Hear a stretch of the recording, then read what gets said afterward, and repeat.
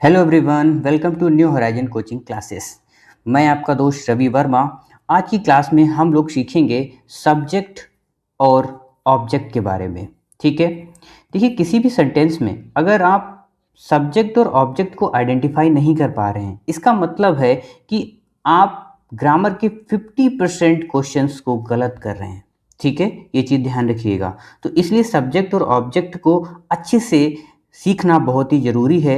और ऑब्जेक्ट की जो लास्ट क्लास थी, ऑब्जेक्ट के बारे में थोड़ा मैंने लास्ट वीडियो जो बनाई थी उसको ज़रूर देखिएगा। ठीक है, इसमें भी मैं बहुत अच्छे से सब्जेक्ट को क्लेरिफाई करूंगा और ऑब्जेक्ट को भी बताऊंगा।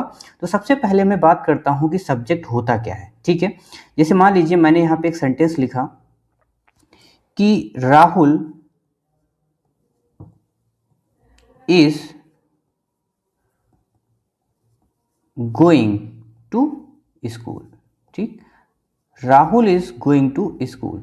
तो देखिए यहां पे जो राहुल है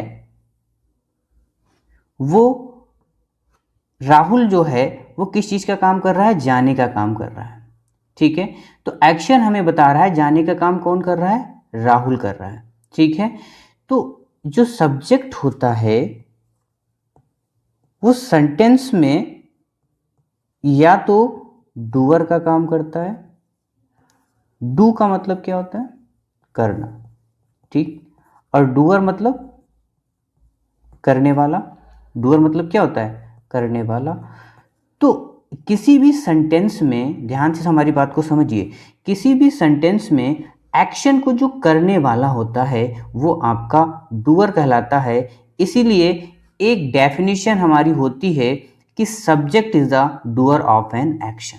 ठीक है, subject is the doer of an action.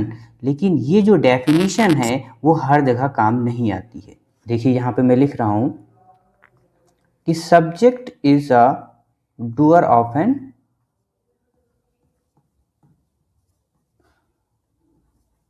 Action. ठीक है, क्यों नहीं काम आती है? देखिए ध्यान से समझिए इस बात को। जैसे मान लीजिए हमने यहाँ पे एक सेंटेंस लिखा है the cat chase the mouse. तो माउस को चेस करने का काम कौन कर रहा है? कैट कर रहा है। तो कैट आपका क्या हो गया? सब्जेक्ट हो गया। ठीक, राहुल रोट अ लेटर। तो लिखने का जो काम कौन कर रहा है? राहुल ने एक पत्र लिखा। तो पत्र लिखने का काम कौन कर रहा है? राहुल कर रहा है। तो राहुल यहाँ पे क्या हो जाएगा? सब्जेक्ट हो जाएगा। लेकिन हमको एक बात बताइए कि अगर किसी भी सेंटेंस में एक्शन हो ही ना, अगर किसी भी सेंटेंस में मान लीजिए एक्शन ही ना हो, तो फिर सब्जेक्ट की परिभाषा फिर बदल जाएगी। फिर सब्जेक्ट की परिभाषा ये नहीं रहेगी कि subject is the doer of an action, because उसमें तो आपके डूअर होगा ही नहीं। तो नीचे जो आपका एग्जाम्पल दिया है, देखिए एक एग्जाम्पल अजय। देखिए यहाँ पे आपको हेल्पिंग वर्ब में लगा देता हूँ। अजय इज अ टीचर और राधा इज अ डॉक्टर। ठीक है, इन दो एग्जाम्पल से हम लोग सीखेंगे। मैंने कहा कि अजय इज अ टीचर। तो अजय और टीचर दोनों क्या हैं? सेम हैं। इसमें कोई एक्शन दिख रहा है आपको? नहीं दिख रहा। ठीक, तो परिभाषा क्या होगी? ध्यान से समझिए। सब्जेक्ट उसको कहेंगे जिसके बारे में सेंटेंस में बात की जाती है, दैट वी टॉक ऑफ। ठीक है, सब्जेक्ट उसको बोलेंगे जिसके बारे में सेंटेंस में बात की जाती है, उसको हम सब्जेक्ट कहेंगे। ठीक है, सेंटेंस में दोबारा मैं रिपीट कर रहा हूं, बहुत ही इंपॉर्टेंट है। सब्जेक्ट उसको कहेंगे जब सेंटेंस में जिसके बारे में बात की जाती है वो उसको हम सब्जेक्ट कहेंगे। जैसे चाहे वो ये वाला एग्जांपल हो, ये देखिए इसमें एक्शन भी दिया गया है और इसमें एक्शन नहीं है। ठीक, तो जो लिखने का काम कर रहा है वो राहुल है। चलो ये डूअर तो है, ठीक है, लेकिन इसके साथ साथ इसमें राहुल क्या है? राहुल के बारे में सेंटेंस में बात की गई है, इसीलिए ये सब्जेक्ट है। और इसमें कोई एक्शन नहीं दिया गया है। तो हमारी जो परिभाषा जो मेन होगी, जो मेन परिभाषा होगी वो ये होगी, किसी भी सेंटेंस में जिस चीज़ के बारे में बात की जाती है उसको हम सब्जेक्ट कहते हैं। ठीक है, समझ में आई बात? थोड़ा यहाँ पे मैं इस चीज़ को और बता देता हूँ कि ये आपका होता है सब्जेक्ट और इसको हम बोलते हैं सब्जेक्ट कॉम्प्लीमेंट। ठीक है। और सब्जेक्ट और सब्जेक्ट कॉम्प्लीमेंट को जोड़ने वाली जो वर्ब होती है उसको हम बोलते हैं लिंकिंग वर्ब। ठीक, नेक्स्ट देखिए, अब बात करते हैं थोड़ा ऑब्जेक्ट की।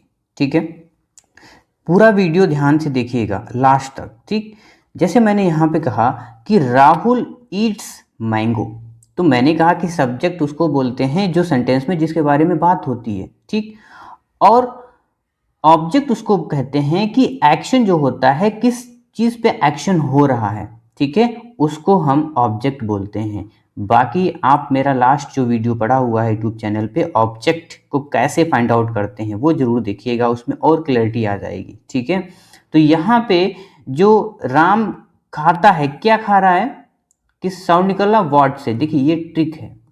ठीक है, क्या खाने का काम कर रहा है, मैंगो, तो मैंगो क्या हो गया, ऑब्जेक्ट हो गया। बाकी हम इसको क्या और बोलते हैं, रिसीवर ऑफ एक्शन।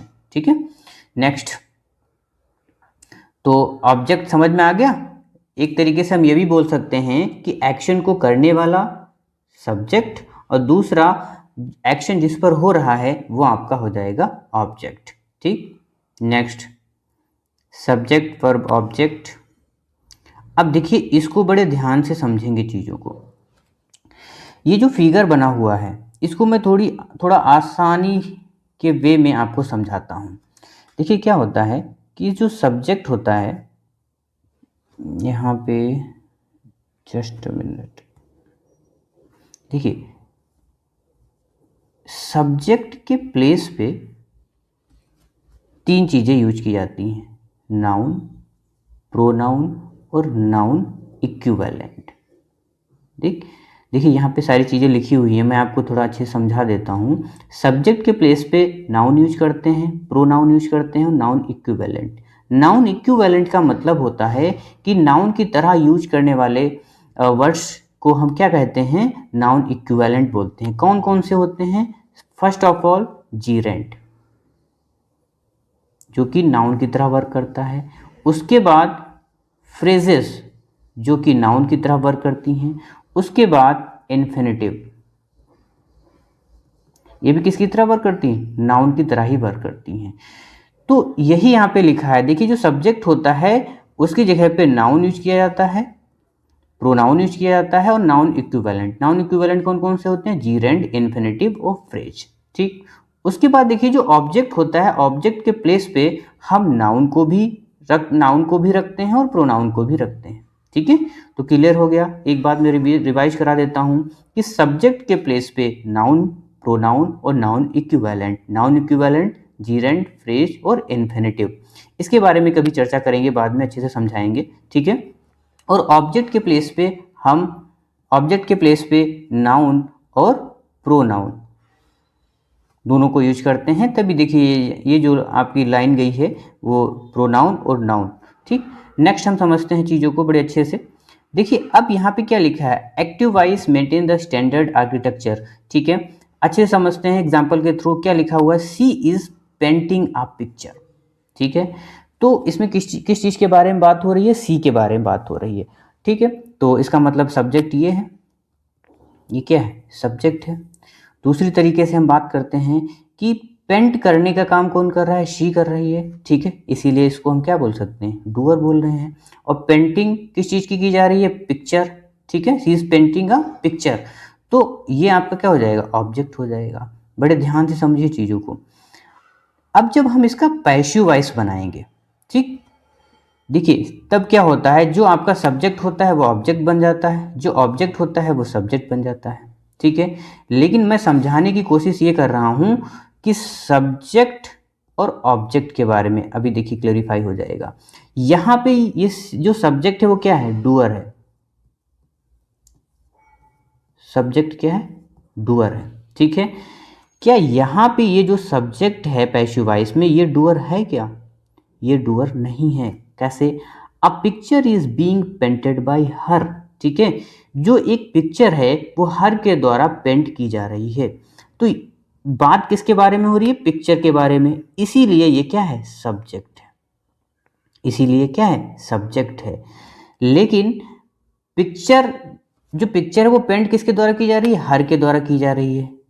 ठीक, तो ये क्या हो गया, डूअर हो गया। ये क्या हो जाएगा, डूअर हो जाएगा।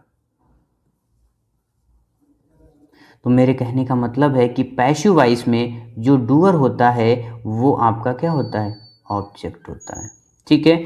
और जो पैसिव वॉइस में जो आपका सब्जेक्ट होता है वो आपका डूअर नहीं होता है, ठीक है। उसको हम उस परिभाषा के द्वारा देखेंगे जो मेन परिभाषा होती है। मेन परिभाषा क्या है आपकी, मेन डेफिनेशन क्या है सेंटेंस में जिसके बारे में बात की जाती है, वो आपका क्या होता है, सब्जेक्ट होता है, ठीक है।